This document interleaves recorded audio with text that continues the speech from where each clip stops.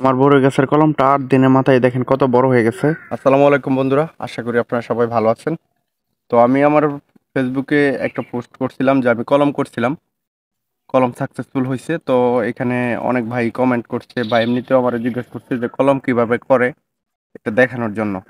তো আমি দু একজনকে বলছিও যে কলম কিভাবে করে এটা আসলে মুখে বলা সম্ভব না, প্র্যাকটিক্যালি না দেখালে এটা আসলে বইলা বোঝানো সম্ভব না। তো আমি আমার মোটামুটি সব গাছে কলম করে ফেলছি।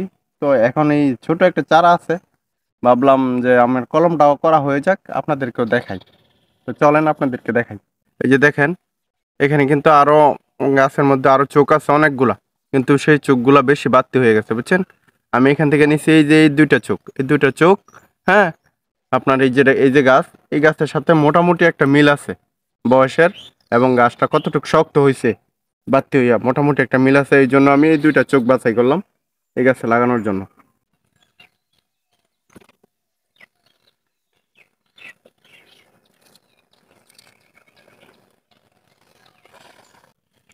এই যে দেখেন আমি এটার ছাল তুলে ফেলতেছি। এটার ছাল তুইলা আরেকটা ছাল বসায় দিব, বাস কাজ শেষ।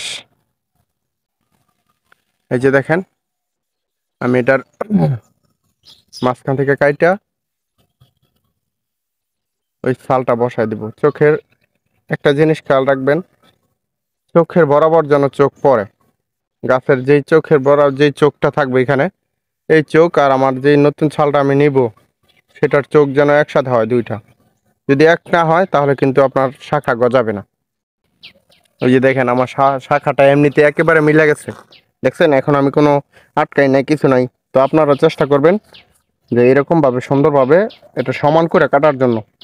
সমান করে কাটলে, হ্যাঁ, চোখের সাথে চোখটা সমান সমান হয়ে পড়বে, তাহলে দেখবেন যে তাড়াতাড়ি এটা হয়ে যাবে, সমস্যা হবে না। আর যদি সমান সমান হয়ে না পড়ে তাহলে দেখবেন যে এটা না হইতে পারে। এখন আমি এটারে সুতা দিয়ে আটকাই দিব, ভালো করে মোটামুটি টাইট করে আটকাই দিব, কোনো ফাঁকা যে না থাকে। ফাঁকা থাকলে কিন্তু ভাই হবে না। হ্যাঁ, এটা আলো বাতাস যে ভিতরে যে আলো বাতাস না যায়, সুন্দর করে পেঁচ দিয়ে দিতে হবে। আসলে চেষ্টা করতে হবে আমাদের, বুঝছেন। দেওয়ার মালিক হচ্ছে আল্লাহ। তো আমরা চেষ্টা করি, এইভাবে করবেন, আশা করি হবে। প্রথম প্রথম হয়তো যদি আপনি যদি প্রথম প্রথম দেন তাহলে হয়তো সবগুলা নাও হইতে পারে। যদি কথার কথা দেখায় যে 5টা দিলেন, এই যে মাথাটা কিন্তু আমি কেটে দিচ্ছি, দেখছেন। শুধু এই শাখাটাই থাকবে, অন্য কোনো শাখা থাকবে না এখানে। উপরে একটা শাখা রাখা তারপর কেটে দিবেন। প্রথম প্রথম যদি আপনি যদি দেন, ধরেন 5টা দিলেন, তাহলে দেখবেন যে 2টা 3টা হবে। এখন আমি এটার মধ্যে এই যে পলি দিয়ে পেঁচাই দিব। আপনি এটার মধ্যে যে কোনো পলি ব্যবহার করতে পারবেন, নরম পলি, পলিথিন যেটা, এটা দিয়ে পেঁচাইতে খুব সুবিধা হয়। তো আপনি কি করবেন, এটা চিকন করে কাইটে নেবেন। কাইটে নিয়ে তারপরে পেঁচ দিয়ে দিবেন সুন্দর করে, যাতে কোনো পানি ভিতরে না ঢুকতে পারে। আপনি যে এই যে জোড়াটা দিলেন এইখানে যেন কোনো পানি না যায়, পানি যেন না ঢুকে। আসলে আপনারা জানতে চাইছিলেন কিভাবে কি করে, এগুলো আসলে প্র্যাকটিক্যালি না দেখালে সম্ভব না বইলা বোঝানো। দেখেন, আমি কলম করতেছি, আমার কলম কিন্তু করা প্রায় শেষ। এখন এই কলমটা আমি রাখবো হচ্ছে 8 থেকে 10 দিন। মাঝে মধ্যে খেয়াল করবেন, আমি যে এই যে শাখাটা আমি যেটা রাখছি এখানে, এই শাখাটা আপনার বড় হয়েছে কিনা, এই মাথাটা বড় হয়েছে কিনা।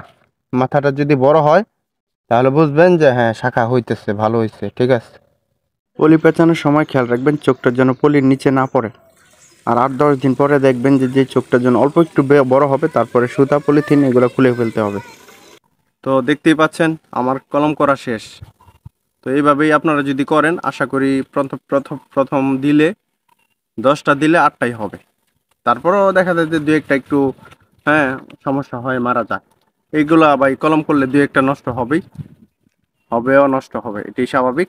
তো আমার ভিডিওটা যদি ভালো লাগে, ভালো লাগলে লাইক করবেন। কোনো কিছু জানার থাকলে কমেন্টে বলতে পারেন।